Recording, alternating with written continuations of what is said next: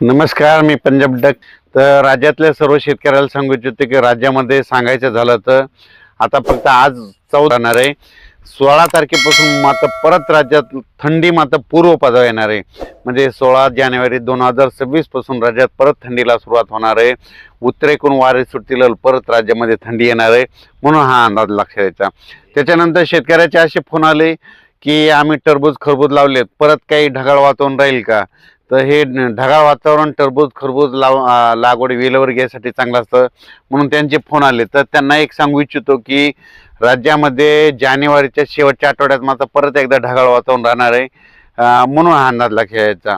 त्याच्यानंतर परत स्पेशल एक दिला जाईल मेसेज. पण राज्यात मात्र जानेवारीच्या शेवटच्या आठवड्यात एकदा ढगाळ वातावरण राहणार आहे. तर 2 दिवस आणखी ढगाळ वातावरण राहणार आहे. आज देखील बऱ्याच भागात तुरळक तुरळक ठिकाणी थेंब येतील. सगळीकडे काही पाऊस पडणार नाही. काल काय झालं की अहिल्यानगर भागात बऱ्याच ठिकाणी पुणतांबा, शिर्डी, राहता, वैजापूर बऱ्याच ठिकाणी पाऊस झाला. तसा काय आज एवढा जास्त पाऊस पडणार नाही, म्हणून हा अंदाज लक्षात येतात. वीट उत्पादकवाल्यांचे फोन आले की हे पाऊस कधीपर्यंत आहे. वीट उत्पादकांना सांगू इच्छितो की आता काही जास्त नाही, आज आणि उद्या दिवसच वातावरण आहे.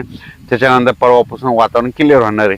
लगेच कारखाना शेतकऱ्यांचे देखील कारखान्याच्या जे टोळीवाले त्यांचे देखील फोन आले की पावसाचं वातावरण कसं राहील.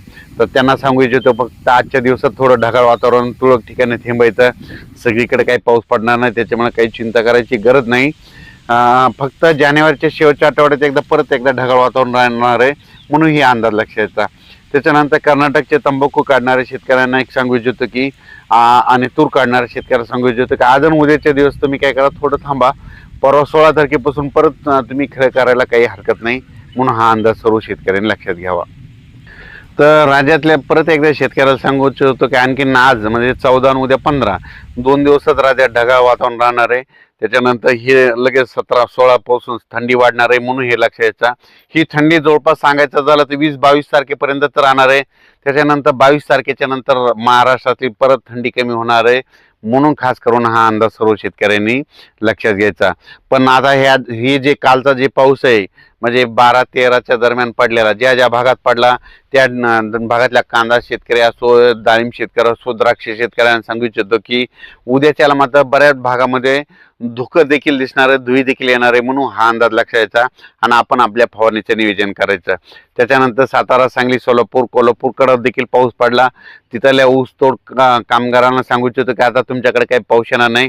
आजच्या दिवस आणि उद्याच्या दिवस थोडं ढगाळ वातावरण राहणार आहे आणि 16 तारखेपर्यंत एकदा तुमचा म्हणजे सांगली जिल्हा, सोलापूर जिल्हा, लातूर जिल्हा ह्या भागामध्ये ढगाळ वातावरण राहणार आहे, म्हणून हे अंदाज लक्षात घ्यायचा. आणि कर्नाटकमध्ये देखील हीच परिस्थिती राहणार आहे. कर्नाटक आणि महाराष्ट्राचे काही भागातले जे जिल्हे आहेत तर त्यांना सांगू इच्छितो की 2 दिवसात 16 तारखेपर्यंत ढगाळ वातावरण राहणार आहे. पाऊस काही येणार नाही, फक्त तुरळक ठिकाणी थेंब येतील, म्हणून हा